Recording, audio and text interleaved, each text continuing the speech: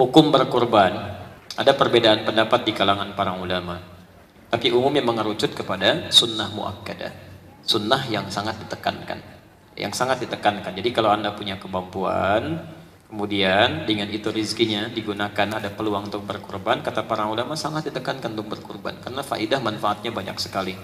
Imam Abu Hanifah bahkan sempat menghukumi orang-orang yang punya ruang untuk berkurban, ruangnya ada, materinya ada, dia nggak mau berkurban. Ya, kata Imam Abu Hanifah itu wajib berlaku hukumnya pada orang ini, wajib, karena kalimat nabinya, fala yaqrabanna musallana hadza, jangan dekati musola kami.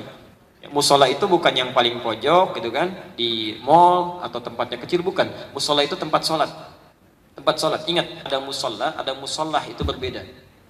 Ibu, yang benar musolah pakai H atau musola nggak pakai H?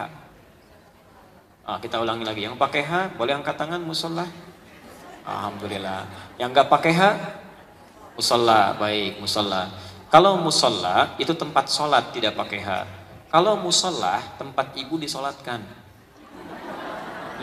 Udah pakai I sekarang ya. Musolah itu perempuan disolatkan. Musallin orang sholat, musolah yang disolatkan. Ya, pakai tamar butoh di ujungnya. Jadi kalau ibu pulang ke rumah nulis, ya, punya pribadi tulis ini musolah saya, itu ibu disolatkan di situ, gitu ya, pakai H. Baik.